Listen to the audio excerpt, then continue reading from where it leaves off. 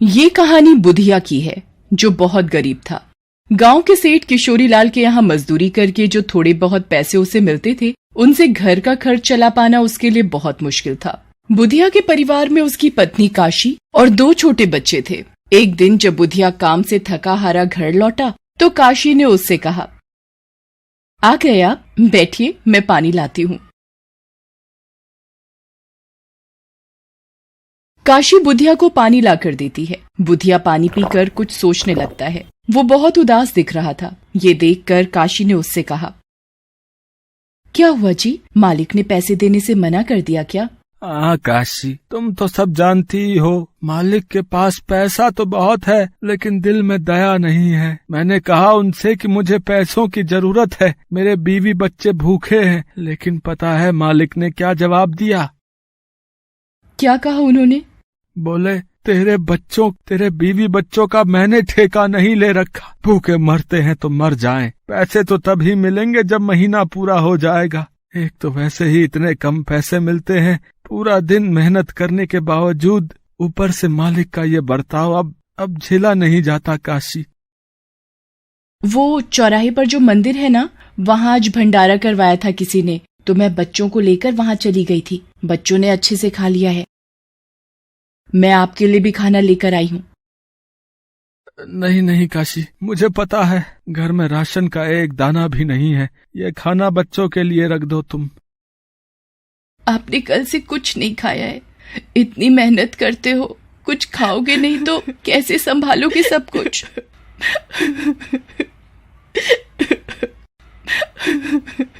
ये कहकर काशी रोने लगती है। बुधिया उसे संभालता है और फिर दोनों मिलकर खाना खाते हैं। बुधिया बहुत मेहनती था, लेकिन उसकी मेहनत के बदले उसका सेठ किशोरी लाल ना तो उसे वाजिब तनख्वाह देता था और ना ही बुधिया की गरीबी पर उसे तरस आता था।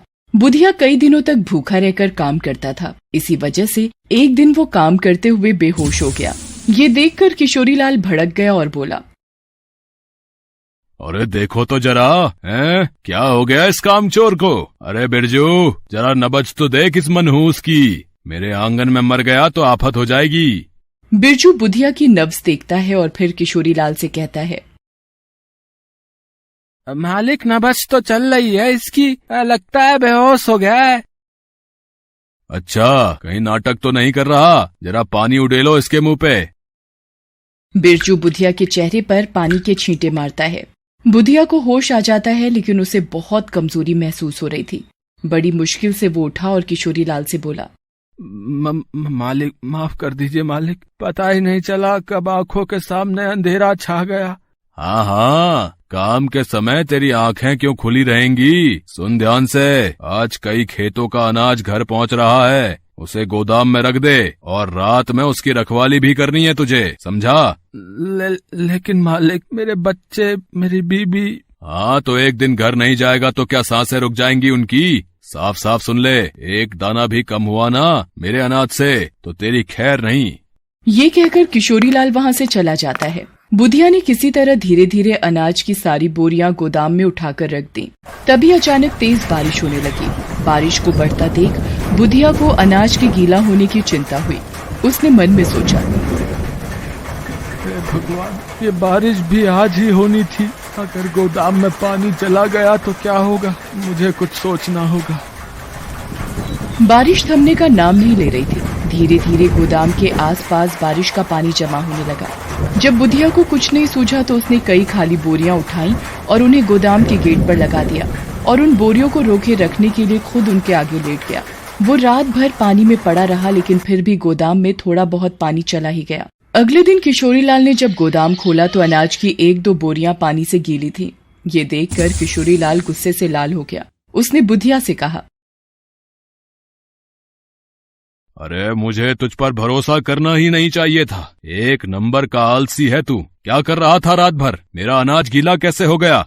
मालिक, वो मैंने बहुत कोशिश की पर बारिश बहुत तेज थी मालिक। मुझे सब पता है कितनी तेज बारिश थी। इससे तेज तो तेरा दिमाग चलता है, लेकिन हाथ पैर नहीं चलते तेरे। मेरे सामने से चला जा, वरना तेरा वो हाल करूंगा कि। बुधिया उदास होकर वहाँ से चला जाता है। उसी दिन शाम को तेज बारिश फिर से शुरू हो गई। इस बार बारिश कई दिनों तक होती रही। तेज बारिश की वजह से पूरे गांव में बाढ़ आ गई। किशोरीलाल खड़ूस होने के साथ साथ एक नंबर का लालची भी था। लगातार हो रही बारिश को देखकर उसे गोदाम में रखे अपने अनाज की चिंता होने लगी। उसके सारे नौकर बारिश की वजह से काम पर नहीं आ रहे थे, इसलिए वो खुद ही गोदाम पर पहुंच गया। वहां पहुंचकर उसने जो देखा उसने किशोरीलाल के होश उड़ा दिए।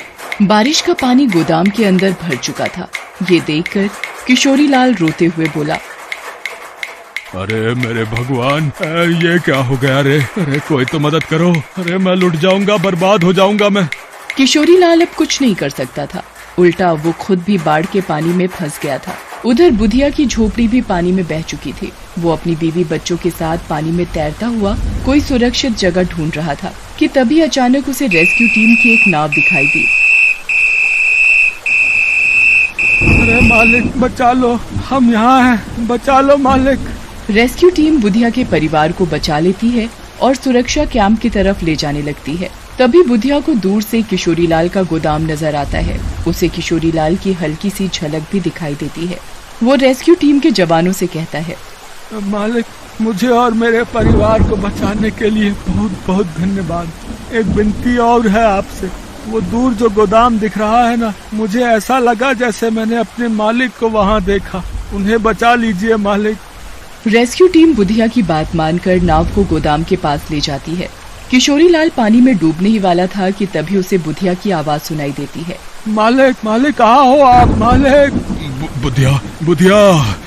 बुधिया किशोरीलाल को देख लेता है और फिर रेस्क्यू टीम की मदद से उसे बचा लेता है। फिर सभी लोग सुरक्षा कैंप पहुंचते हैं। सभी लोग सही सलामत थे। किशोरीलाल बहुत ही शर्मिंदा था। उसने हाथ जोड़कर बुधिया से कहा, मुझे माफ कर दे बुधिया, मैंने तुझे क्या कुछ नहीं सुनाया। तेरे साथ बहुत गलत किया मैंने रे, लेकिन फिर भी तूने मेरी जान बचाई। किशोरीलाल रोने लगता है। नहीं मालिक, ऐसा मत बोलिए। सब कुछ करने वाला भगवान ही है। सच तो ये है कि अगर आप काम न देते तो मैं और मेरा परिवार बहुत पहले ही भूख से मर जाता। बुधिया की बात सुनकर किशोरीलाल और शर्मिंदा हो जाता है। उसके बाद जब हालात सुधरे तो किशोरीलाल ने बुधिया की बड़ी मदद की। उसे रहने के लिए कमरा दिया और काम के बदले अच्छे पैसे भी देने लगा। किशोरीलाल अब बदल गया था। उस बारिश ने भले ही बहुत कुछ तबाह किया था, लेकिन साथ ही किशोरीलाल को एक अच्छा इंसान भी बना दिया था। Thanks for watching.